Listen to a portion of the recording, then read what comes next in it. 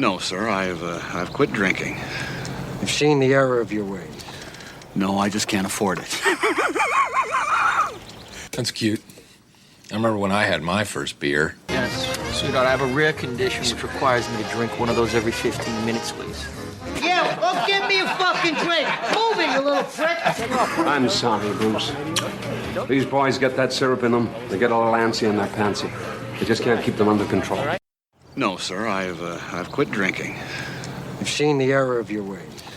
No, I just can't afford it. That's cute. I remember when I had my first beer. Yes, sweetheart, I have a rare condition which requires me to drink one of those every 15 minutes, please. Yeah, well, give me a fucking drink. Move it, you little prick. I'm sorry, Bruce. These boys get that syrup in them. They get a little antsy and they're pantsy. You just can't keep them under control. Cheers. Welcome back to Reels, Booze, and Bros, a.k.a. RB2. I'm your host, Shake, the host, Brian, Real Bro fan, Kev. Bros, gentlemen, how we doing tonight? How you doing? Fine, motherfucker. I see. Yeah, so we'll get on to the reel for that. But our previous reel, I just got one question. Who would you rather bone, Meg Ryan or Jack Nicholson? Is it 1974, Jack Nicholson? Our previous podcast was Billy Madison, one of the greats from Adam Sandler. I loved it. So check out that podcast, guys. Quick something from the Billy Madison you want to talk about, anything? Do you have any more gum? That is correct. Yeah. What about you, Sideburns? You want some of this milk? Yeah. Rather have a beer. Yeah. Oh, man. As always.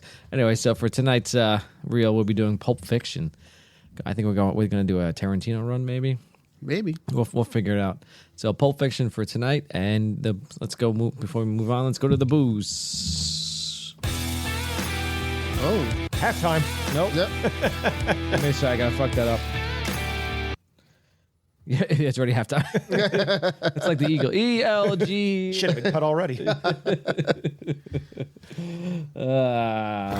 we go. Let's move on. I remember my first beer. Yeah, the opening one was good, but halftime, we gotta fuck that one up. So, all right. So for the booze tonight, I would say I would edit that out, but I've been completely lazy and have been editing that shit. So I just let it. We just do it. We're like the Rogan podcast, where we just go fuck. We'll just go. Bill O'Reilly. Fuck it. We're doing it live. Yeah, exactly.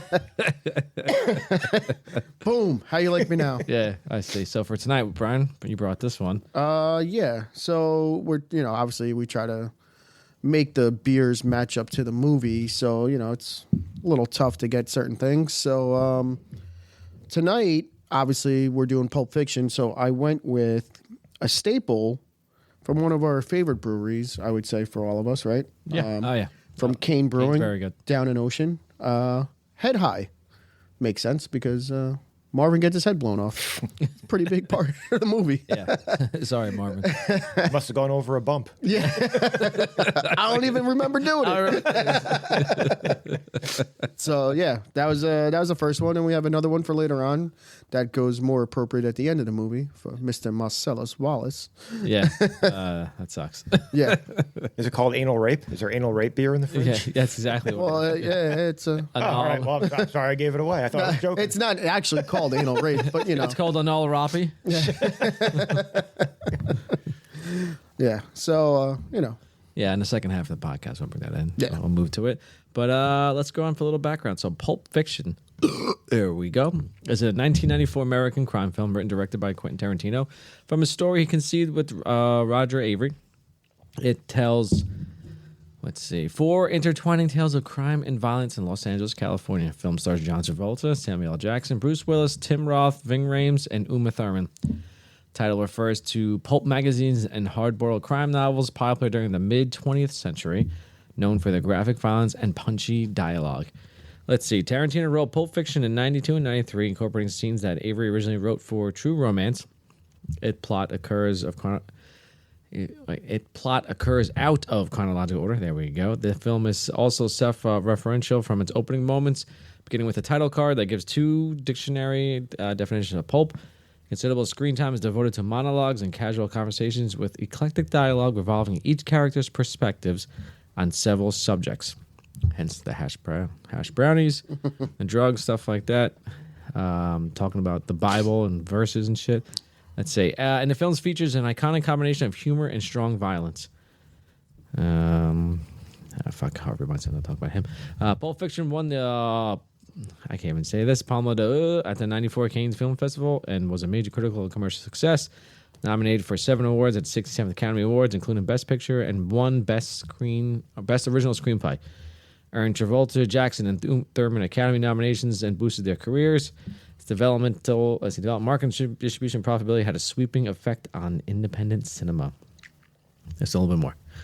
Let's see, because Pulp Fiction is widely regarded as Tarantino's magnum opus, with particular praise for its screenwriting, the reflexivity, unconventional structure, and extensive homage and pastiche. Pastiche, thank you. It's a word I'm using on a daily basis. Have led to critics to describe it as a touchstone of postmodern film. It is often considered a cultural watershed, influencing films and other media that adopted elements of its style. The cast was also widely praised, with Travolta, Thurman, and Jackson earning particular acclaim. In 2008, Entertainment Weekly named it as the best film since since '83, and it has appeared on many critics' lists of the greatest films ever made. 2013, Pulp Fiction was selected for preservation in the United States National Film Registry by the Library of Congress as culturally, historically, or aesthetically significant. Okay, so there was that. a lot of background on there.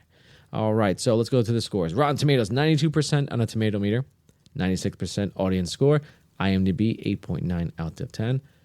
Metacritic, 95 out of 100. User score, 9.0 out of 10. All right, so we got that out of the way. Let's go for our thoughts on this. Brian. Yeah, I would agree with those scores. I'm probably about like a 9.5 on this movie.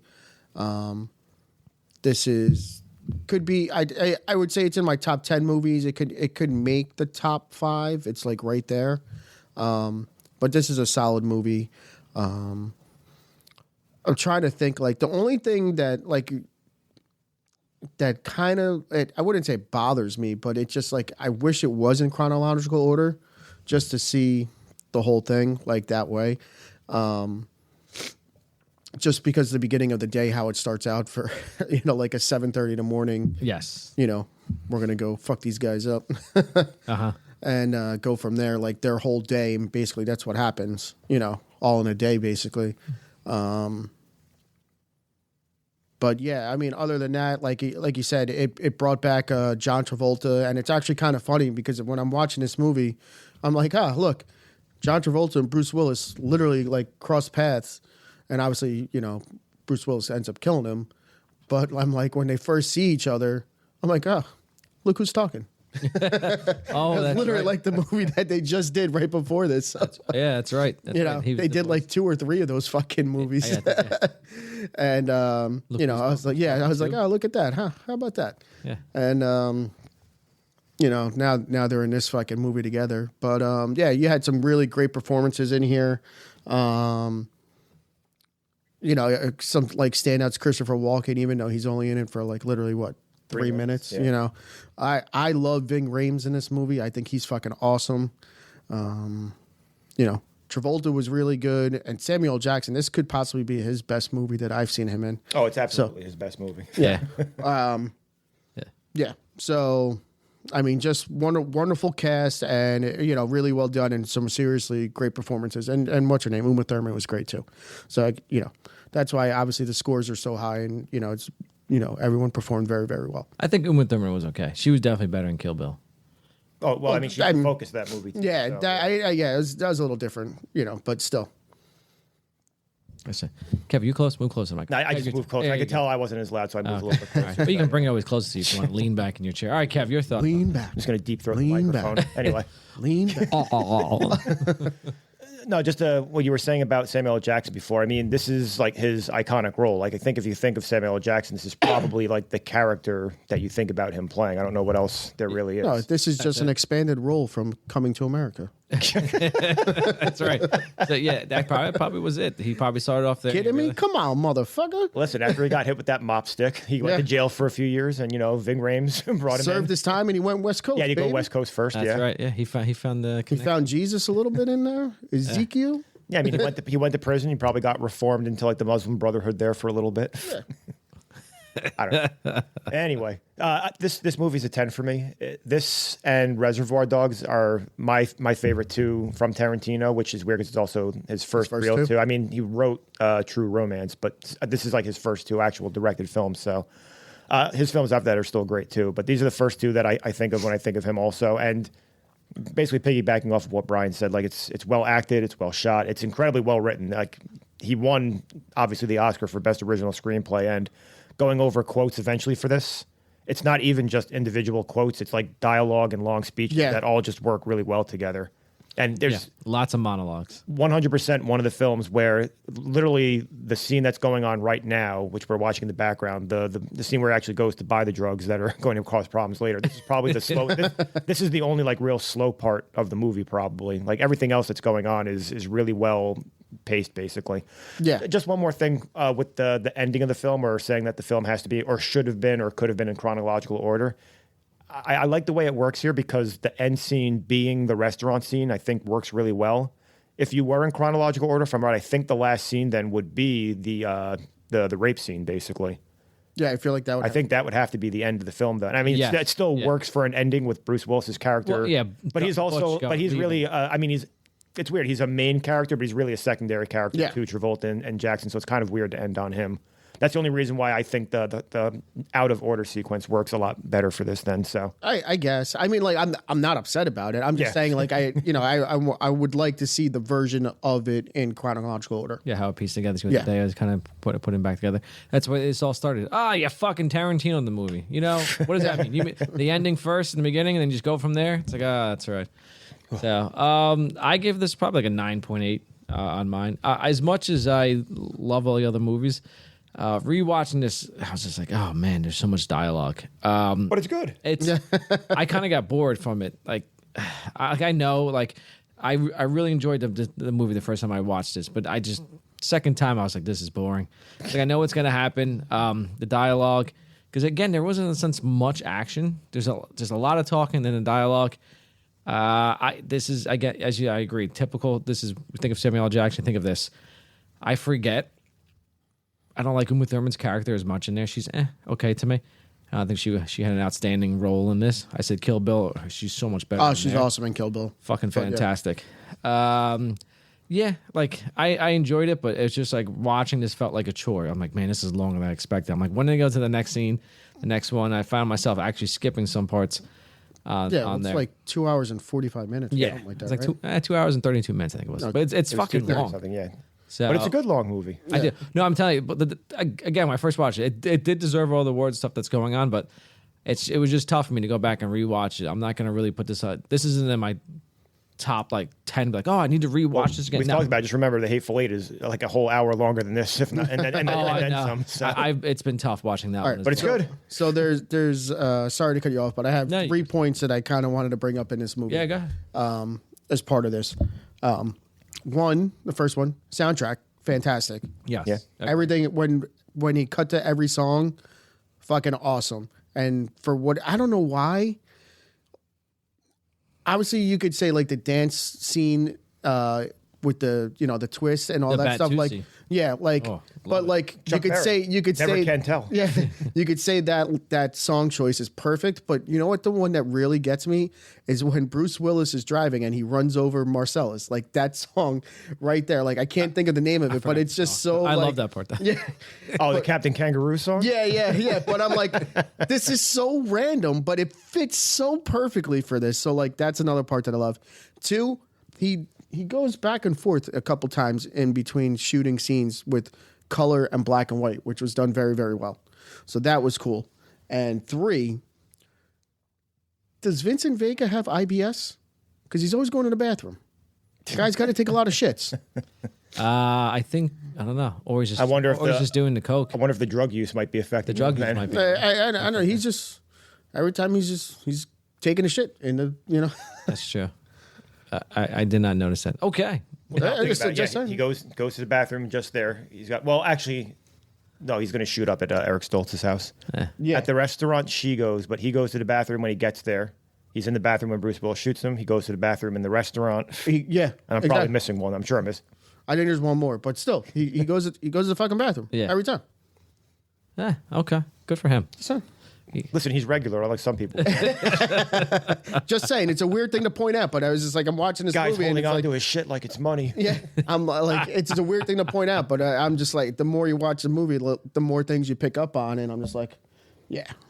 But this scene, like right here, where he's just all fucked up and he's just driving down. Yeah. You know, like I think almost every car scene that they have is just fucking iconic, and the way he shoots it, the angles that he has, and it's just fucking really cool. Yeah. Well, Tarantino's Yeah. a fucking fantastic director. Yeah. Dude's just fucking insane at certain times. So I guess what makes such good movies. Mm-hmm. All right, so moving on. Favorite scenes. Kev, what do you think? Got some favorite scenes. It's tough. I'd say There's a lot of scenes, and it's kind of hard to figure out where they start and end. Yes. Because there's really 4 main scenes of the movie. They actually literally break it down for you as they go through. But then there's smaller scenes in it. I mean, I have the opening diner scene with just the 2 criminals that are eventually going to rob it. Also, like just as like the kind of setting it up. Pumpkin and Honey Bunny. Yeah.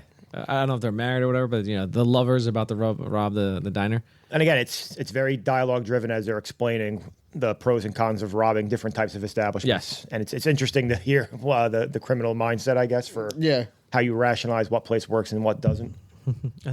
And it kind of leads you into how the movie is going to go as far as what people are talking, which is really the whole movie is just criminals talking to each other. So Yeah. from there, so again, I have it listed as the entire briefcase scene. So just to break it down, I have it the car ride that we just saw before, where they're talking about when Vincent was over in Amsterdam, and the subtle differences that he talks about, into the massage discussion, and then into actually going into the apartment also. So I have that kind of opening sequence because it's introducing again the 2, in my opinion, the main characters, Jules and Vincent. They're the ones that deserve and get the most screen time, basically. So Yeah. The movie's based around them. even though the scene that's going on right now is interesting, I kind of if there was this part of the movie I was going to skip, would probably be this section here, but not enough action, not enough people getting shot. I don't have this part of them meeting. I have like the actual date. Like, so when they get to I have the to the house. Well, yeah, The house, it was like the Yeah. 1940s restaurant. the 50s do-hop sort of restaurant. Yeah, my favorite part of this is after that the overdose. Can I taste that $5 shake? Yeah. You don't put bourbon in there or nothing? Yeah. Wait. $5 shake. That's milk and ice cream. Now it would be $25. Steve Buscemi. Steve Buscemi Yep. is the waiter. Yep. Bloody as hell. And I'm sure he's sitting there. He's like, I was in Reservoir Dogs. This is the best I could do. Yeah, right. I'm sure he was probably shooting something else, but whatever. I didn't even bother looking it up, but whatever. I'll move into not the Bruce Willis, the Christopher Walken, the watch scene, just him explaining the whole watch and that he died of dysentery, and it's not a shock apparently. So just saying. But That's right. Walking. He wasn't even on the Oregon Trail. Motherfucker. from there, I'll just do the. I'll just skip. I'll just do when Marvin gets shot in the back of the car, and it leads into the Winston Wolfe scene and him being the fixer that understands how to get everything done quick. It's 30 minutes away. I'll be there in 10. Yep. And 9 minutes and 37 seconds. I love the later. fact that puts the clock there. Like, where the fuck was this guy? He's fucking flying. Is that fuck? Yeah, I walk fast, I talk fast, I drive fast. Yeah. And then just the final diner scene, which, I mean, talking about the movie being out of order, again, it makes sense. You start there and you end there. And again, it goes back to the 2 characters that you care about the most in the film. And yeah, I guess the first time you watch the movie, you're like, oh, he's alive again. Good for him. Yeah. Yep. Yeah, it has the I like that because you totally forget about those 2 that's going on. Next thing you know, at the end, you're like, oh shit. Interesting, because a great concept. So not many people have really done something like that. So Yeah, I mean, it plays into. I mean, it's obvious that the whole point of that is that scene is where you hear Jules tells Vincent, he's like, we almost got killed today. We should probably get out of the business. Vincent basically laughs at him, and he's the one that doesn't get out of the business, and that's what happens. So, there you go. Exactly. But no, I think again, I just think it works out really well, and that's one of my favorite. It's not my favorite scene, but it's one of my favorite scenes. The end, and also when I was in high school, I literally wrote "bad motherfucker" on my wallet just. So It's the one that says bad motherfucker. That's me. In pen. All right, Brian, what you got? That's nice. I don't think they sold those at Spencer Gifts, so Yeah. They do now. I'm sure they do now. Yeah. So pretty much I have almost everything that Kev wrote that said. I start with like the Jules and Vincent in the morning appointment is what I'm calling it. I'm writing how like their lead up talk build up into it is Jules is spiritual and how then he gets fucking hungry there and all that sort of stuff. My girlfriend's vegetarian, which means I'm vegetarian. And then he's like, "Do you remember your partner, Marcellus Wise? And you fucking him?" Yeah. You know, so there's Does that. he look like a bitch? What? Yeah. So like that's just. I mean, now it's classic Samuel L. Jackson, but at the time, that's just like, oh shit, this fucking guy. You know, like now we see it almost in every movie where he's just fucking like this. So it's like, all right, whatever. So that part, I have all the car scenes, especially with Jules and Vincent. You know, I have it, you know, right before the appointment that they go in when they're just talking about, you know, like he's talking about his trip to Amsterdam and all that sort of stuff. And, you know, the metric system, the Royale with cheese, all that bullshit. And then I have the, you know, the scene after where, you know, poor Marvin, head high. Head on a swivel. Yeah. Must have hit a bump or something. Cops tend to notice a car soaked in blood. Yeah.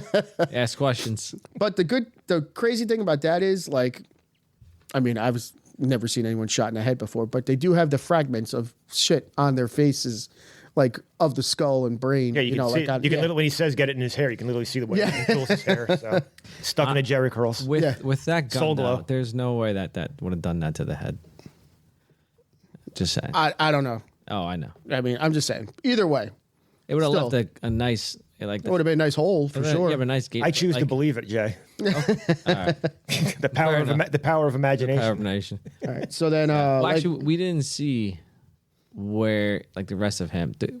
I can't. You remember. see his just see head neck. briefly when they're putting him in the trunk, so his head is still somewhat intact. So just part of it is gone. It probably should, if it would have went through, it probably would have went through like an eye socket, like over here, and then No, to it didn't, go. because you could see his eyes. That's the one thing. It has to be I like don't the top of remember the head. where it fucking You can clearly shot see his face in. Like you it can't had see to be where like the it's like side of the head or yeah. something like that, because he had to be like looking to the side or something like that. But that's a lot of fucking. You're not gonna get that kind of fucking explosion. Anyway, Let's go outside and test this. Get a watermelon. We'll flip a coin for it. No. Oh, we're doing it that way. Never. Yeah. all I have is 40 caliber, and I think that one's a 9mm that they're shooting. So All right. So then, You know, when the scene comes on, I want to see what gun he shoots, because I wonder if he picks up the guy's gun from the apartment. He's like, "Did you see the size of that gun he had? It was bigger than him." that would have done something like that, but no, it was. Yeah? It I was wonder a if it smaller was one of a their 9 guns? Yeah, Okay. it was one of theirs. That one was the 44 Magnum, the Dirty Harry gun, I believe. So anyway, Brian. So, all right, so yeah, then I have, like I said, I have the Vincent and Mia date, you know, at the, you know, the 50s Do Hop place. Then you have to get the when you find out there's a dance competition and you have fucking John Travolta, who's been in all these fucking dance movies. It's like, Silent Fever, right yeah, there. Grease, you know, even Just a quick side note. I'm sorry. So when I first saw this movie, this is 93 or 94? 94. So my grandmother wanted to see this movie because she saw the commercial was, you know, at one point John Travolta Yeah. dancing, and she thought it was going to be more of a dancing movie than anything else. Not even close. Grandma And, not happy. Grandma Zachary was not, but so when she was done, she's like, you know, I really liked the movie, but it wasn't anything what I thought it was going to be. Raping on the dance floor. I don't know. But yeah, to see him out there, that part was you know, pretty iconic. You know, so that part was cool. Then we go back to the right after that, the Mia's OD. Eric Stoltz is fucking awesome in that scene. He is great. Are you calling me on a cellular telephone? I don't know you. I don't know you. Hang up. Crank caller. Crank caller. Don't fucking bring a dime bitch over here. Yeah. And he just fucking runs right into the house. Like, Oh my god. They're like, what the fuck's that outside? what the fuck's going on? Like no one's gonna call and say there's a car in someone's house. Yeah, like nothing's happening. No one sees a dead body fucking dragging across, basically. Yeah. So yeah, that whole scene, and then, I mean, I've never had to be in this situation. Kev, I'm assuming you haven't. Jay, maybe you have seen some stuff, but like, given the adrenaline shot like that, there's no way he fucking hit her in the right spot. He 100% misses that red dot. Yeah, oh yeah. So If you're alive, say something. So the dude that gets shot in the beginning, at the apartment, the guy, Flock of Seagulls or the other guy, Brett? the first guy who gives him the hamburger and the soda and stuff. Yeah, That's Brett. so Brett. That's then, Brett. yeah. I forgot his fucking name. So But then he gets brutally murdered. yeah, but well, they all die. I'm just Yeah. saying, But he gets shot like 12 so. times. That guy was he not the same guy in Fuck. Not The Rock. Shit. So I know he's one of the guys from The State, the old MTV show. He's done other stuff yes. too. No, I'm saying he was also the guy inside. I can't remember. This is Escape from Nicolas Cage movie. It takes place on the Rock. It's called The Rock. Is it it The not Rock? Con Air? Is that the one you're thinking? Oh, it is The Rock? The one with The Rock is the one with Sean Connery. Yeah, okay. No, so he's not in yeah. it. He's not in. Isn't that guy, he the scientist that says in the beginning, you want me to stick this in my No. fucking No. heart? No, I don't think so. Okay. that guy's like also balding. Okay. The guy who says it. All right, I thought it may have been the same two guys, Yeah, but yeah. I'm like, is that the same guy? Thinking, No. But that reminds me of that. It's like scene. 2 years later. Yeah. Yeah, of that scene of what's going on there. That's basically what old Narcan, I can't say the fucking word, what Narcan is. Yeah. So It's adrenaline. And, yeah, hit you with adrenaline. It's supposed to like block the sensors into your brain because all the opioid blocks them. So, yeah, no, I haven't had to stab anyone with a harp. I've had to do Yeah, but I'm just saying, like, there's just no the way he's just like, you have to do it in a stabbing motion. So, did you want me to do it like 3 times? No, just once, but you have to penetrate the chest band. Like the way he does it, it's like not a fucking chance he made it. He's that in right Broken spot. Arrow, but I haven't seen that in forever. So. Oh yeah, another John Travolta was the star. Yeah, but it's yeah, but yeah, that's right. Yeah. yeah, just not a chance he fucking got her in the right. No, spot. not one bit, because he's high as fuck himself. Yeah, and he and it looks like he closes his eyes. Yeah, basically. So yeah, there's all that, and the car ride back when she's just like it because it's in black and white. Yep. And she's just they look like 2 fucking zombies. Exactly. And, yeah. And then he's like, so what are we gonna say about tonight? Yeah. I can keep a secret if you can. Yeah. It's not like they fucking banged. It's like, Yeah. fuck got high. And she pretty much died for a little. Yeah. And I still don't think he wants to hear that he almost killed his wife. So, Yeah. Well, he did kill his wife, and he brought her back to life. But so So she's a zombie now, is what we're saying. Yes, Shaun of the Dead. but I mean, he gets his in a little bit anyway. So he's She's walking around. You got red on. She's got that red dot on her chest. Yeah, exactly. He's got another 24 hours to live. So whatever. Then I'll go to the Butch versus Marcellus Wallace scene. Wait, he sees him in the fucking car and like the Pinto and fucking runs him over. Watching Captain Kangaroo. Yeah, He's like, and he's just, and the funny thing is, Samuel Jackson like coined the phrase "motherfucker," but Ving Rhames' "motherfucker" is the best one in the movie That because he right there, looks at him, he's like, "Motherfucker," yeah. best one possibly ever. So that's saying a lot because of what everything's going on. This guy just fucking cheated him and all this sort of shit, and he's just motherfucker, and then he just fucking runs him over, and then every fucking Kathy Griffin. Why couldn't they shoot her? Yeah, that's who it was. Instead, If you were gonna go to court, I'm right there. I'm an eyewitness. I saw the whole thing. He was drunk. He did it, and he was like, Instead, that poor woman that was just sitting there Yeah. trying to help him up. Yeah, When gets takes one in the shot leg. It was like that her- guy's The definitely thigh. dead. yeah, upper hip. He's thigh. definitely dead. And then Ving Rhames gets up, and then he just next leads into the what are they in a fucking pawn shop or whatever? I think it's basically? a pawn shop that's going on. And then it just Doubles as a fucking sex shop. yeah, it turns into a Torture, fucking scene rape that shit. you did not see coming. Yeah, you're They like, went Do a to- lot of businesses keep gimps on the premises just in case? Get like a tax write-off? yeah, It's California, man. They're fucking nuts. Man. gonna call Zed.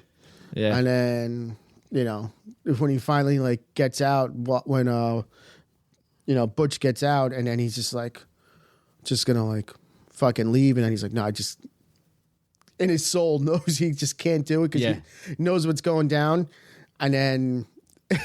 I just love when he goes back up and he's like looking Picking for a what weapon. weapon? It starts with a hammer to a baseball bat to like Gets the a chainsaw. chainsaw, and I'm like, And then he gets a fucking katana. yeah. I was like, what the fuck? He was already writing Kill Bill. Probably. He's like, he's going to kill this guy with a sword. Yeah. Is that a Hattori Hanzo? Is that what it is? Yeah. Yeah. and a Tori Hanzo sword. Yeah. Masamune and stuff Yeah. like that. So that's fantastic. So there were so all that, and then obviously he saves him, and then just the whole we cool. Yeah. We're cool. And like it goes into the whole thing. Yeah, his own type. You lost your LA privileges. Yeah. Yeah, pretty much get the. We're like, yeah, I'm okay with that. I'm okay with not coming back to LA. You know, not for nothing. I was on my way out anyway. Yeah, I I'm was- going I to was- Tennessee, was definitely skipping then to town. Mexico. So He I'll see you when I see you. becomes a cop in fucking New York. Yeah. Well, then he has to go back to LA. He's got to save Nagatomi Plaza. Yeah, but he's too high Yeah. profile at that point. Yeah, Not gonna yeah. And then like Kev said, I have the wolf to save the day. Everything about Harvey Keitel, even though he's only in the movie for 5 minutes, Nah, maybe 10. Love him. he was fantastic. Quentin Tarantino in that whole scene, like he's good, but it's just, I guess that's just him. Like how he's just such like a neurotic, Yeah. and I'm like, I don't know if he's acting or if that's just him. We can we'll get into it later, probably. I'm sure Jay probably knows, but what wasn't supposed to be him. It's supposed to be somebody else. Oh, okay. I'll let you. Yeah. But either way, it's just like, He has like 10 Red Bulls and like a bump of cocaine. And, it's like, And again, that's what we're talking 8 a.m, basically. Yeah. yeah, his wife gets home by 9:30 because she works the overnight shift. Yeah. Well, yeah, actually, yeah, it makes sense because they're at Marvin's apartment 7:30. So, Yeah. So, that whole scene, and he tells him, like how just like his whole demeanor, he's like calm, cool, collective, and he's just like, He's got a fantastic line, but I'm not saying it. Is there a sign on my yard that says, and then whatever. Yes. He drops the N bomb like fucking 8 or 9 times. yeah. So, and those were my scenes. Yeah, I pretty much the same thing. I try to get like very minute, and I went with was it Marvin blowing Marvin legit the line that what's Travolta says, then blows off Marvin's head, and then Samuel Jackson says the line after. I'm like, that's like my scene. That one, stabbing Uma Thurman with the needle. I just thought like, God damn. And then, and then the dance scene were my top three. Here we go. Yeah. So that's what I always think about. Dance scene right now? Like when I see this movie. All right, so favorite quotes. Let's see. Jules has pretty much all. Yeah, of my you could quotes. just pretty Just much about say, any time he says anything. Yeah, you could literally just say Jules, and that's that's what I wanted to do, but I was like, Yeah, I went with that. So I'll go real quick. Everyone's gonna hit Jules. I'll say the say what again. For Vincent, they call it a Royale with cheese. The wolf. Well, let's not start sucking each other's dicks quite yet. That's fucking Jules again. It's the one that says "bad motherfucker" referring to the wallet. that's the only one I wrote down. Yeah, I like. And then if my answers frighten you, then you should cease asking scary questions. Vincent, this is like before he shoots Marvin, and he's like, "Hey, look, man, I didn't mean to." Oh no, this is after. Hey, look, I didn't mean to shoot the son of a bitch. The gun went off. I don't know why. I love. I don't know why. Yeah, the explanation's like I'm watching. I'm like, this. I think he gets his head blown off. His fingers on the trigger, and I don't know what he. I guess he just. I have no idea. There was no bump. He just fucking pressed it like a. I don't know if he's just going like. Well, he had it over the seat over like this. Yeah, He's yeah. kind of like it has his finger on the trigger the entire time. It's pointing what we at call him, poor trigger discipline. Oh, right? yeah, without it. Yes, exactly. Here, another wolf quote. Just because you're a character does not mean you have character. I fucking love that one. I was like, God, what a bird. Then with Mia, regarding the dance, it's like, I do believe Marcellus Wallace, my husband, your boss, told you to take me out and do whatever I wanted. Now I want to dance. I want to win. I want that trophy. So dance good. Leads into like an iconic. Vince is scene like, in have this you movie. seen Saturday Night Fever? You got this in the bag. It's like, bitch, I got this. Have you seen Grease? All right, have so you seen the other movie, Yeah. Urban Cowboy? Yeah, he was Hairspray. He was the mom in Hairspray. Well, that's That was Oh later on. shit, I forgot about but that's that. later though. I know. You know what? I'm fucking throwing it in because that takes place before this movie. That's true. Well, yeah, technically, but yeah. But there's the other movie he did in the '80s with like Jamie Lee Curtis, like the aerobic thing, where it's like basically like a dance. Jazzercise thing? The Jazzercise movie? something. Yeah, I got you. I don't remember exactly what it was. Yeah. I think it was just like anyway, get some quotes. What do you guys got? So yeah, like we said, you could do Jules, pretty much anything. I have one for Mia, basic. Same thing at the date. That's when you know you found somebody special, when you can just shut the fuck up for a minute and comfortably enjoy the silence. I like that. That's pretty cool. Zed's dead, baby. Zed's dead. It's not a motorcycle, it's a chopper. Then I'll just leave Captain Coon's watch speech. I was like, it's too long to write down. Not going to do that. I wrote it down. Then I will also say 2 from Marcellus Wallace, and that's it. Motherfucker. Just because the delivery and everything on it. Yeah. And then, nah, man, I'm pretty fucking far from okay. And that's it. Oh, excuse me. I agree. All right, Kev, what you got for us? So starting with Jules, ain't no motherfucking ballpark neither. Now look, maybe your method of massage differs from mine, but you know, touching his wife's feet, sticking your tongue in her holiest of holies ain't the same fucking ballpark. It ain't the same league. It ain't even the same fucking sport. Fantastic. Yeah. I always like to check out the big brain on Brett when he says, do you know why they call it the royal cheese? The metric system. Check out the big brain on Brett. Let me see. Classic line from the movie, and I believe it's what you texted us when we said we were doing this movie. Shit, Negro, that's all you had to say. And also a big fan of his when they're in the restaurant scene when Yolanda starts panicking when Vincent comes out of the bathroom. Tell that bitch to be cool. Yeah. Come on, Yolanda, what's Fonzie like? There's 3 Fonzies here, huh? All right, I have the watch written down, but I don't know if that's what Jay's going to go for the break or the Ezekiel speech. So I was going to go with Ezekiel's speech. All right, so I don't have the whole watch thing, but I have the way your dad looked at it. This watch was your birthright. Yep, that's He'd be the part. damned if any slope's going to put their greasy yellow hands on his boy's birthright. So he hid it in the one place he knew he could hide something, his ass. 5 long years, he wore this watch up his ass. Then when he died of dysentery, he gave me the watch. I hid this uncomfortable piece of metal up my ass for 2 years. Then, after 7 years, I was sent home to my family. And now, little man, I give the watch to you. So we're talking, I did the math, we're talking 14 years of watch up ass, basically. So that's a long time for the watch up the ass. How did not? Yeah, I should have. No, wouldn't it only be 7 because it's 5 plus the 2, and then after 7, then he had to do. Oh, so it's 7 years total. Okay, Yeah, so yeah, 7 years yeah. between the two of them. I added all of them. Plus, together, it doesn't so. add up. The kid's not old enough. Well, he stopped hiding the watch at some point up his ass. No, but when he shows the kid, when he gives it to the kid, Butch is only like 8 years old, so he could have only been. There's no way you could hold. Like, once you shit, it's coming out. Yeah, but the kid's only shit like for 8 years 7 old. Yeah, so you're right. No, you're right with the 7 years. Then, yeah, that's Yeah. why. Then, okay. No, I just added all the numbers. I saw the Yeah, 5, yeah. the 2, and the 7. I was like, I can do math. This is why I tell people I don't teach math. God fucking damn it. Anyway, Who is this Buck holding up a watch up his ass the entire time? Doesn't shit for 7 years? there's. Well, if it was up Buck's ass, that thing's never fucking coming out. Then it's just stuck in there forever.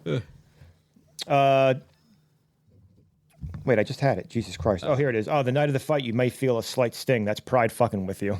Also a great Yeah. line from Marcellus. Yeah, he had a bunch of good He ones did. too. That's what I say. He was fucking good, man.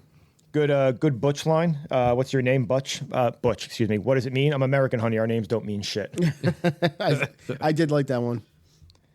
All right, I'll just do just one more. Not 2 more, sorry. So, hey, sewer rat may taste like pumpkin pie, but I'd never know because I wouldn't eat the filthy Yep. motherfucker. Fantastic. Yeah, that's why I don't eat bacon. That's what he said.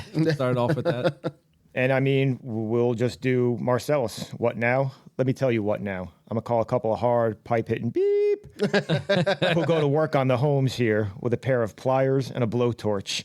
You hear me talking, hillbilly boy? I ain't through with you by a damn sight. I'm going to get medieval on your ass. So, there you go. Oh, yeah. Which I think when this movie came out, that was like the big line that people like said from the movie, basically, getting medieval on someone's ass. Yeah. So, I'm going to get medieval on your ass. I say. All right, Brian, what do you got for us? Oh no, I already gave you my quotes. Did you? Yeah. I forgot. Too busy. I'm all up there and enthralled by Kevin and his quotes. Okay, so then you know what? That means it's time for a break. We'll be right back.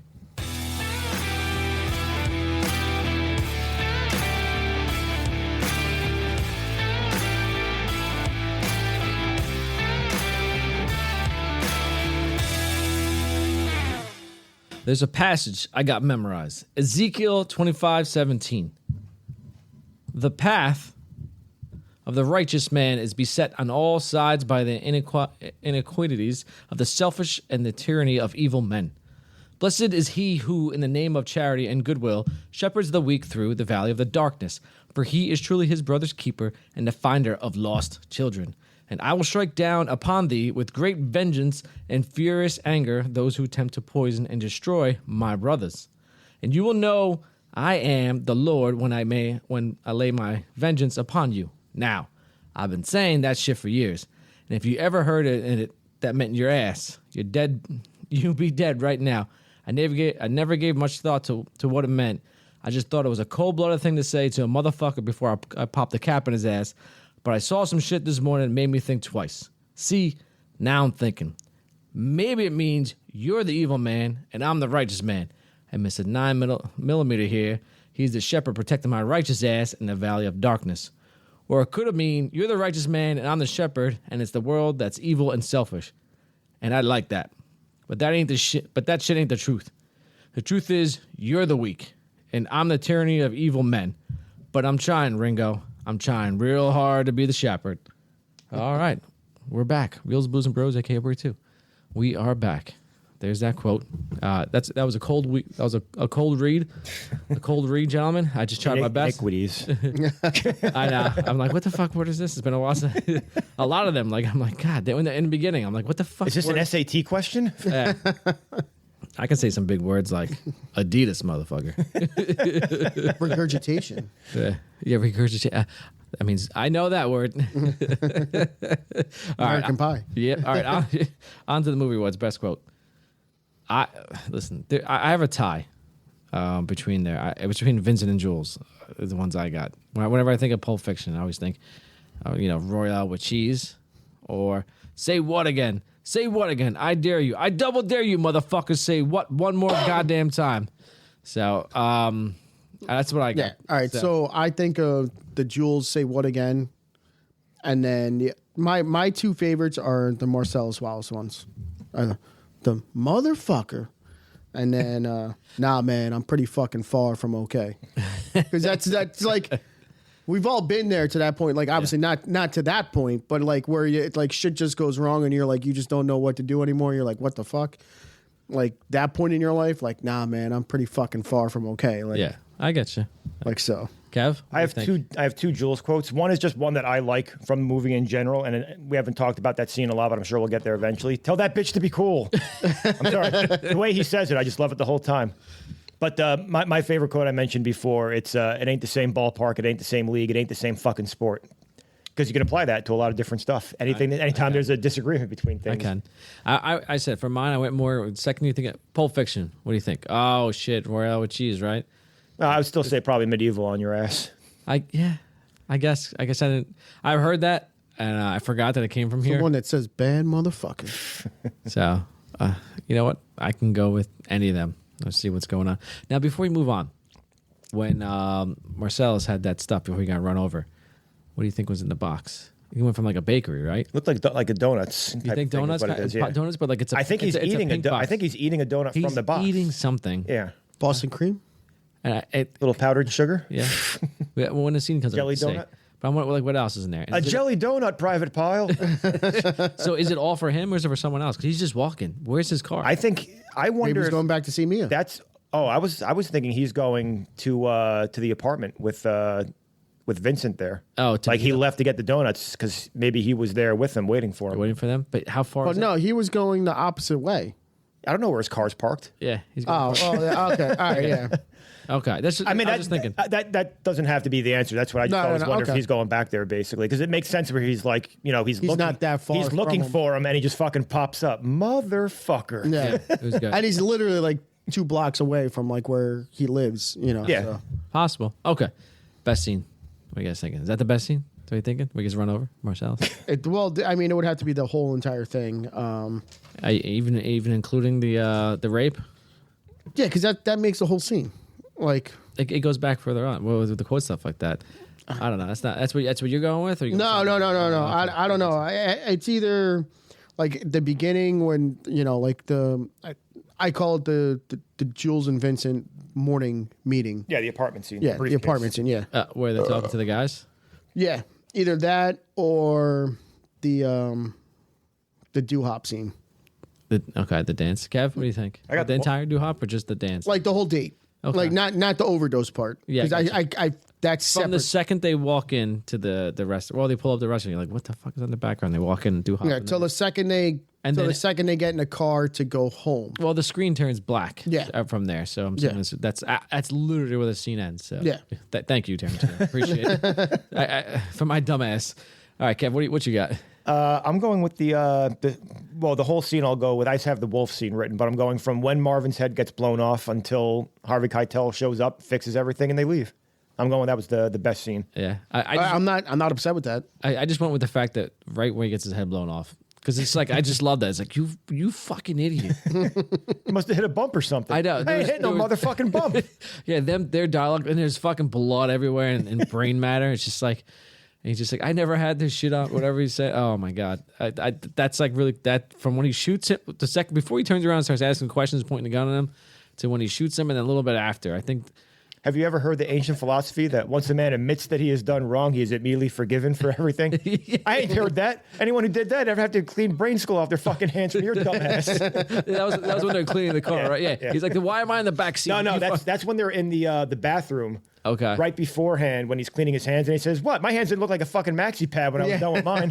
Yes. The one in the car is like, what is it like? Every time my hands touch brain, I turn into Superfly TNT. And by the way, why am I in the back on skull detail? Yeah, that's one. We're fucking switching. Yeah, that was the second one I was going to read. I remember that. I was fucking laughing my ass off at that. I enjoy that line. Okay, for me, that's what I said. All right, best character. So no, what did you have for the best scene? It was that one. Just the wolf scene. Yeah, it doesn't go to the wolf. It just goes from just there the head being shot to the head being shot to when he calls him on the phone saying, "I know someone," and I that's where I end. So, all right, Randy Watson, best character. So just because it was my favorite scene also, and we're already there, I'm just going to say I have the wolf. I do too. Yeah. I love him. All right, so obviously I think Samuel Jackson's the best character in the movie. He wins the movie, hands down. I mean, Travolta was good. Don't get me wrong, he was good, and it was a good comeback for him from what he was been doing before. Yes. So that part was good. Everyone had their fucking A game. This is the fucking what But if it's not Harvey Keitel, even Bruce Willis, like, is that an A game here for? If it's not Harvey Keitel, Marcellus Wallace is my next guy. Yeah. And he's probably in it just too much because of the final. I would say this cast is the dream team. You know, them and also the Gimp. The Gimp was really good.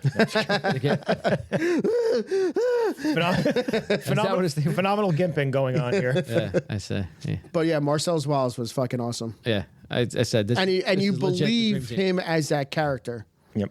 Yeah. Don't worry, I'm sending the wolf. So why do you think? Oh! Why does he have a band-aid on the back of his head? Cut himself shaving? Yeah. There's theories about it, but we can get into that. It was probably just behind that. the scenes. But do you think he actually had it on because he did come self-shaving, or is that or Tarantino said, "Yeah, just put a band in the back of your head. It'll work. The movie will be fine with it. You'll know." It's coming from a man who shaves his head almost every day. Yeah, I can see that. All right, Adrian Balboa, worst character. Is it Zed? No. No, you can go with Zed. Oh, Bruce Willis's chick. yeah, Fabian. That's who I have. Oh, because She sucks. She's hot, but she's annoying as hell. Yeah. You know what? She fucking forgot to watch. She forgot to How watch many it. times do I have to fucking say, don't forget to fucking watch? The only thing she had to do. I'm going to get the blueberry pancakes. They didn't have So blueberry. I had to she's get buttermilk. she's worse than the rapist. All right, Yeah, pretty bad. Zed has a problem. That's it. He needs help. Yeah. That's it. He goes to some meetings. He's a raper, AA or something like that. Listen, he's only a part-time rapist. She's full-time annoying. So. Are you okay? Do you look like you're hurt? Yeah. Okay. Fucking bitch. All right. So I guess I can. Fuck. Then she's always fucking crying and God damn it. All right. So can't do it. if that's what we think we're going on, all right. Whose bike is that? It's a chopper, honey. Come on, let's go. Yeah, it's Zed's. Who's head? Yeah. dead, baby. Stop asking questions. We're on the fucking run. Let's go. Well, You're are they fucked up. Are they on the run anymore at that But point? no, he wants to get the fuck Yeah, out. I know, But I know. still, He like, has probably a limited time to Well, get you know, out the police are probably looking for who crashed that car. So, Yeah. you know, Yeah. maybe he's got to start It's, moving. I wonder if it's registered to him. It might be. Anyway, all right. So moving on. BTS. none of this would have happened if you would have got the fucking watch. Yeah. BTS behind the scenes. I'll go with the ones I got, and then Kev, you can throw yours out there. So, the movie cost only $8 million to make. The initial budget was reportedly even lower until Bruce Willis was added to the cast. He had a recent string of domestic flops, but was still a box office draw overseas. Interesting, right? $5 million went to pay the actors. So 5 out of that $8 million went to pay the actors. The rest went to actresses and salaries. The film was already profitable when its worldwide rights were sold for $11 million. Again, mainly on the strength of Willis's presence, it went on to gross over $200 million at the box office. That's like I don't know. I went out of math. Cav, let's get your math skills in here. Niner? What's from 8 million to over 200 million? What's that percentage wise? Like 1,000% over? That's at least 1,000%. Yeah. I don't know. 5% according to Kevin. Yeah, it's definitely a number. So I'll save the Uma Thurman one, but actually, I was going to say Uma Thurman didn't actually like the song that was played in the Jack Rabbit Slim's Twist contest, which was Chuck Berry's "You Never Can Tell," and she told Tarantino about this, saying it just did not sound right. Tarantino simply replied, "Trust me, it's perfect." Let's see. The '64 Chevy Malibu convertible, driven by Vincent Vega, belonged to writer and director Quentin Tarantino and was stolen during production of the film. In 2013, a police officer saw two kids stripping an older car. He arrested them, and while looking up the owner of the vehicle, he found the VIN had been altered. It turned out that it was Tarantino's stolen car. Holy shit. The owner had recently 20 years later, huh? Yeah. The owner had recently purchased it and had no idea it was stolen. All right, Sure. Kev, go ahead. Well, no, I can't remember what we said, but I know there's a lot of ties. Oh, it was about who was going to play who. Ooh, yeah. But there's a lot of ties between this movie and Reservoir Dogs, which was the only other movie he directed beforehand. Yeah. So before you go on, Uma Thurman didn't want to didn't want to be on the role until Tarantino read the script to her over the phone. All right, so okay. But so for Vincent Vega, it was supposed to be Mr. Blonde from Reservoir Dogs, Michael Madsen. So, but he couldn't do it. He was in something else. He says it was the biggest mistake he's ever made, basically. So, interesting. But the ones that we were talking about, Jimmy, which is before we go, do you think Vega would have been a No, I think John Travolta's perfect. Yeah, I think it's like kind of weird having him play the same character, not the same character, but like a character very in the same, similar to what he just did. I think he does a good job. He can't pull the dance scene off. Yeah, and he also is supposed that may to not be written in it. Then he's more of a psychopath in Reservoir Dogs, whereas Vincent's not a psychopath in this movie. No, he's just a fucking junkie hitman. Yeah. That's all. But there was that. There's other connections, like the name of the restaurant is Big. You could have this one, Cowgirl. The name of the restaurant is Big Kahuna Burger, where they get the breakfast from, and that's when Mr. Blonde is drinking his shake during the torture scene and everything. It says Big Kahuna Burger on it also. And apparently, I know it's in other Tarantino movies, like there's billboards for it, so I guess it's like a running joke that he has, basically. Yeah, this is like kind of like the lamp or like the little ball in every fucking what is it, Toy Story movie or Pixar movie. They have like the running ball thing that goes through everything. Yeah. But no, the one that I was talking about for casting, I'm sure you might have more also. But it was Steve Buscemi was supposed to be Jimmy, which is Quentin Tarantino's character. So Steve Buscemi, when you talk about how neurotic Quentin Tarantino is, Steve Buscemi was supposed to play the role first. And then Quentin Tarantino was going to play Eric Stoltz's role originally. So he was going to be the drug dealer. But the reason why Tarantino didn't want to do that is he said he wanted to be the one that was shooting the overdose scene, and it obviously wouldn't work if he was playing the character. Yeah. So, I think that was the right... Yeah. Stoltz was great in that scene. Oh, yeah, definitely, yeah. He was great, like... I know there's a lot of other weird casting stuff, too, but I can't think of a lot of it offhand, so... Though I think he would have been the good drug dealer. Tarantino. Yeah, definitely. He would play the role, but like I said, he was just like, I wanted when we're shooting the overdose scene, I want to be the one behind the camera. Yeah, I feel like he got the angles, he got everything, and it's probably no, you need to be like this way. I get it, but I still agree with though they're both good, but Buscemi as the other dude would have been just. Well, I would have liked that. I think it would have been just as good. Yeah. Oh my god, yeah, yeah, because he has that sort of. So I can see that coming in. All right, what else? So all you got going on there? That was most of what I had, yeah. I don't remember what the name of the song was, but it was incredibly stupid. The song that's playing while the rape scene is going on. So in this movie, it's that weird, like, up-tempo jazz type thing that's going on, or whatever you want to call it. Yeah. It was originally supposed to be some fucking weird, like, pop song, basically, but I can't remember what the fucking name of it was. It's really bothering me. Kids on the Block, because they were probably around that time. Fuck, I'll just look it up right now. All right, look it up, see what's going on. As you can find out. And it's too early before NSYNC or Backstreet Boys. No, so I meant when I said pop song, not like recent, like probably like a 70s, 80s, like whatever. I got you. Just like a Michael Jackson, like... No Menudo? Here, let me see if I can find... I see. All right, so you find it as we go on. If you smell what the Rock is cooking. On to questions. Can The Rock make this movie better? Where should we put him in the movie? No, he doesn't make the movie not better. One bit. My Sharona. Oh my. that was going to be the song that was playing. Interesting. So when you talk about Tarantino like making adjustments, I think changing it to whatever it was, I think My Sharona playing while that's going on is probably a little too weird. Yeah, would have been because that was such a fucking catchy tune at the time. Like My Sharona. Yeah. Like, and then you realize like it's the guy gets raped. Fucking A. Maybe the band. I didn't even look at the band. It was like, can you please not have someone getting raped to our song? Yeah, like, that's our one and only hit. Could you please not have it associated with a rape scene? Thank you very much. Thank you. All right. So can we put him anywhere in the movie? Kev, can The Rock make this movie better? Put him anywhere in the movie? Does he make the movie better? Absolutely not. The best place I can put him, it doesn't even work. Just make him the Gimp. I don't know where. I don't know where you could put The Rock. Like the only thing I could think that might work, but I don't want to change the character he's on screen right now, is he could be the retired boxer. But the problem is The Rock looks too like Bruce Willis fits the mold of a retired boxer looking for his last score before he retires. A retired bare knuckle boxer. The Rock looks like someone who's going to murder someone and enjoys it probably too much. So. Like I don't know where The Rock necessarily works. I don't want him to replace anyone really in the movie. So that's why just put him in the Gimp suit and it's funny. The Gimp suit. Just see him, Bruce Willis punches him just dangling from the chain afterwards. Yeah. Swinging. Could be, because you know what you say? He's a fucking Golden Glove bare knuckle boxer. Like fucking, what's his face in Snatch? Brad Pitt. Maybe he's just, maybe he's like just, maybe The Rock's just really just, besides the Gimp, which would be funny. Maybe he's the other guy. He's like the bartender at the club that Marcellus works. And then he's also there when Butch wins. Named Marvin? No, the guy Marvin. comes in. He's like, "What are you two motherfuckers wearing?" Yeah, that guy. But I'm saying, is his name Marvin? Is that his name? No, I can't remember. Not Marvin. I think it's just bartender. I have to look at it. He was a bartender, and then he also works. He works because he goes. He in. was at the locker room when they were. When he's I believe the trainer. Yeah, the trainer. Yeah. I could see that because he's like could be like he works for Marcellus, so he wanted to be surrounded by fucking big dudes. He's double dipping. Who fuck people up. So yeah, okay. That's only spot I could see like that could make somewhat sense. Okay, should there be a sequel, franchise, TV series of this? I really don't think so. No, maybe following Dutch after what happens, how he becomes a cop.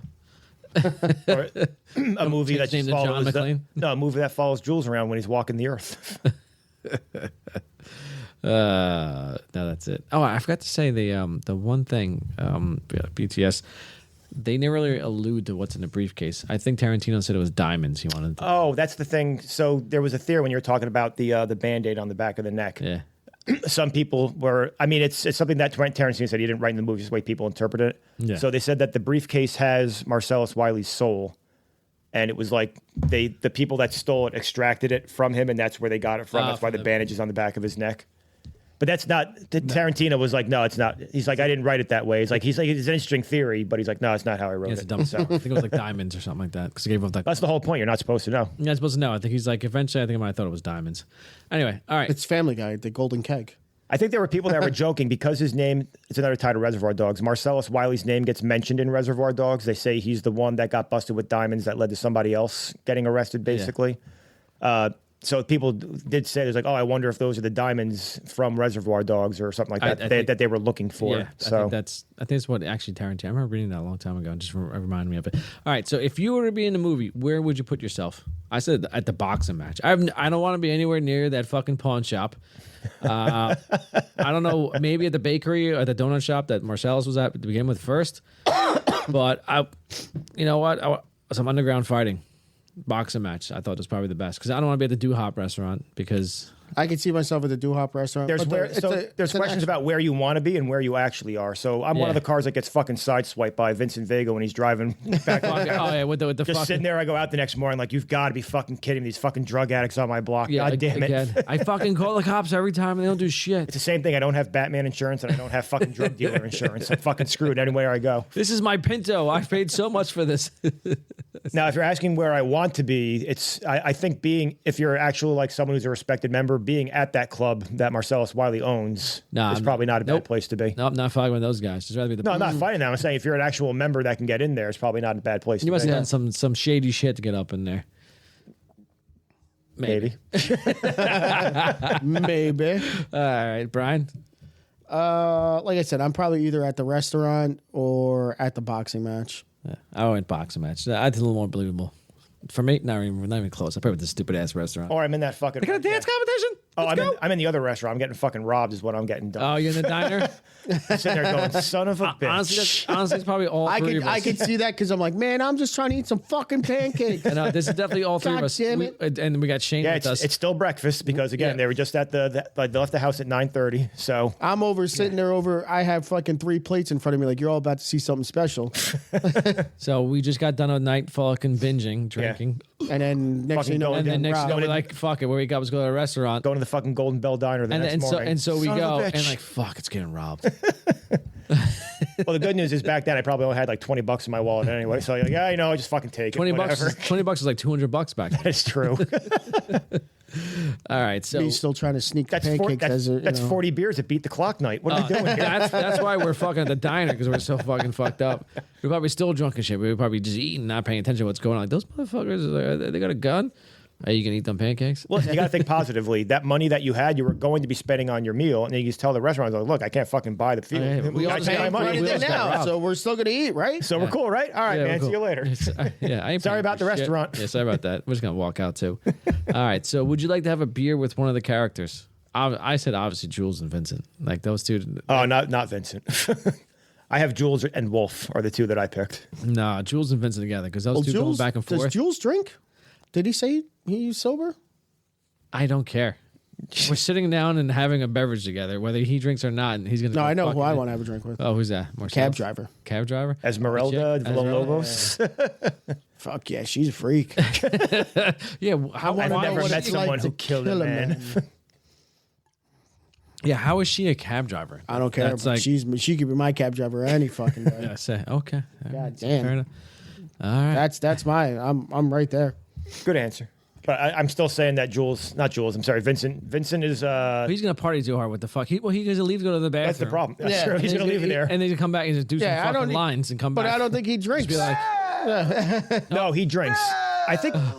I'm sorry. I think when they're at the bar, tapped it too quick. My They're bad. holding bottles when they're at the bar. I don't know if they're alcohol. We can rewatch when they go to the bar after they have the fucking volleyball get up scene on. Yeah. They do get drinks when they're at the bar. I don't know what they're holding, but they both have bottles in their hand. Why you So holding, Jules you're might holding drink. like a gun.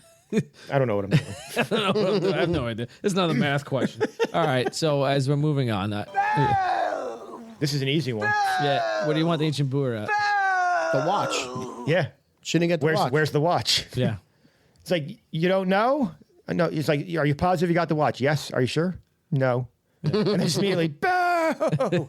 You know what? I also You had true love, I had and you that. forgot the watch. and then the second one I had is actually when I still love this scene because it's my favorite scene when Vincent shoots fucking Marvin's head. I don't know why. Just throw the boo in there because that's like Samuel L. Jackson's thinking on top of it. He's like, Jules is like, what the fuck?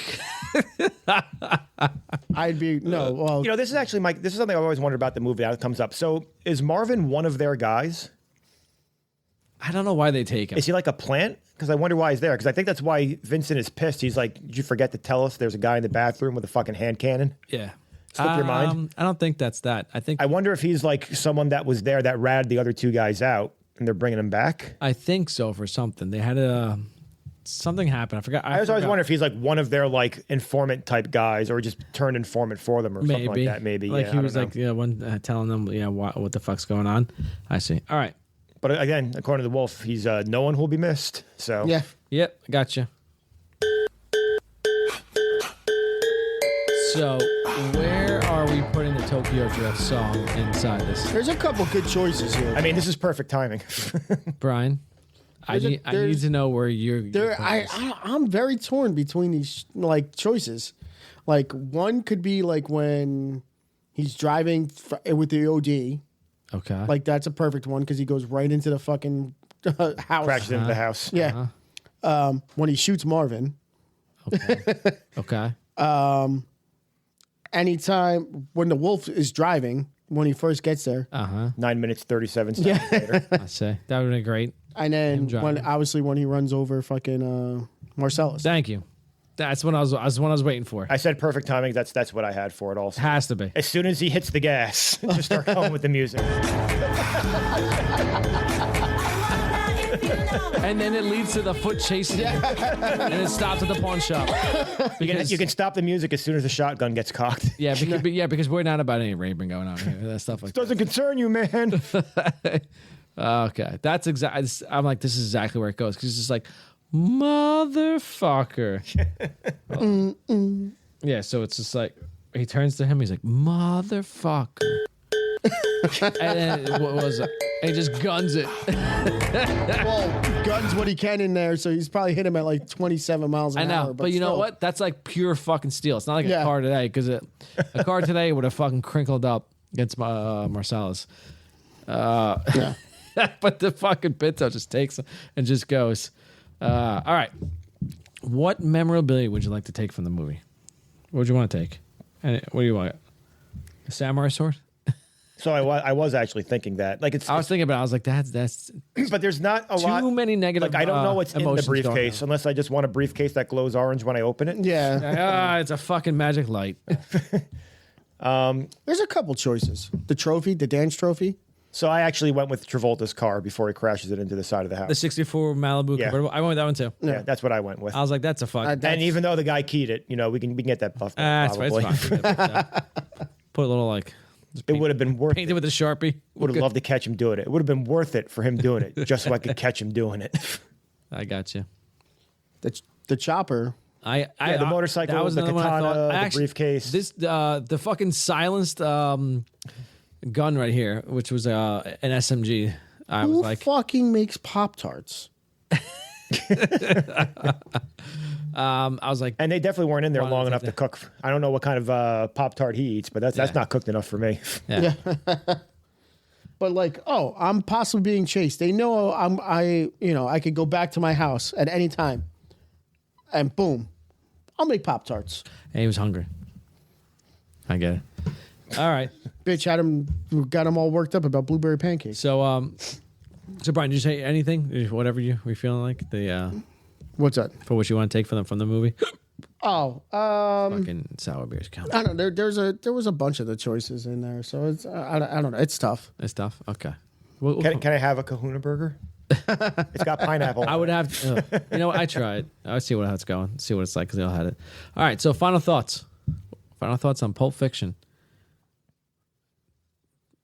Well, anyone? Like I said, no. This is edit that part out. This is a classic movie. So like we said, great performances, great screenwriting, all that sort of stuff. You know, the way the movie was shot was fantastic. It launched. It relaunches Travolta's career. Like this puts Samuel L. Jackson to another stratosphere. Really kind of introduces us into Uma Thurman being like an A-list actor. And, it makes it also like this kind of becomes Tarantino's style where he does like these ending first. Well, ending first. And, segmented stories. Yeah, segmented stories like where, whatever. It works no matter what, but it's just with lots of dialogue. It's very dialogue heavy. But, it's great dialogue for the most part in all these movies, and it's shot very, very well. And that's why he's one of the best directors of our generation. So, like I said, fantastic movie and something that you could watch, whenever it's on. And you can just pick up from wherever. Like, you don't have to. Me personally, like, if it's on and I'm like, oh, there's still 45 minutes left, I'll watch it. I don't have to start from the beginning. So, yeah, that's it. Yeah, definitely not restarting this movie. Kevin, your thoughts? No, like I said, it's a great movie. I don't know if it's one of my top 10 all-time movies, but it's still a great movie. I still think, like I said, for Quentin Tarantino, this and Reservoir Dogs are his top two movies. I think this is the more polished of the two movies, but I like the general story and pacing of Reservoir Dogs a little bit better, too. So the motherfucker scene is on right now. Captain Kangaroo. So what's he got there? I thought he had a donut in his hand when he was doing it also, but I guess not. Yeah, that's donuts and coffee. He's going Dunkin'. Actually, it says donut shop right on the sign. Donut shop. Got it. That's it. But no, so I love this movie. It's great. Like I said, I think it's a 10 for me. Even it's weird I'm saying that it's not one of my favorite or top 10 movies, but it's really good. Great acting, great writing, great direction. Yeah, and it's kind of weird thinking about that. Tarantino still hasn't won director or picture for an Oscar yet. I think two screenwriting. I think he's too vocal in the fucking in the world. He's like the Scorsese, where they know he should get it, but they just refuse to give it. So they'll wait till he has a movie that's not as good, just give it to him as a career achievement Well, award. supposedly, that's the Departed, this one is coming up Like that, as like Leo? his last one. Yeah, the next one, theoretically, he said he wants to do 10 movies and And be that's done. it, So yeah. the next one will be his last one if he sticks to that. So like Leo, I think they gave him for fucking like that. Well, didn't Scorsese only win for The Departed? Wasn't that the whole thing? And he had obviously Goodfellas was much better, didn't win. Yeah, Raging Bull didn't win. He's had other films too. Listen, I but- love The Departed, so No, I love it too, but they were saying there were better Scorsese movies that should have won Best Picture. So it was weird that he got it for that one. So. Yeah, whatever. I got you. But whatever. Hopefully Tarantino doesn't actually quit after he makes his 10th film. But whatever. If that's what he wants to do. That's what he wants to do. Okay. It is what it is. I'll do mine quick. That's all I like it a lot. I like it a lot. That's it. All right. So thank you for joining us, and thank you for tuning in. Let's see. You can check us out on all the social medias. We are active on there, and that's it. Oh, the website, reelsboozebros.com. Check out our last podcast, all the previous ones we've done, and next episode will be, we don't know yet. As always, we used to plan, and now we're just gonna throw everything up in the air. That's it. Cheers.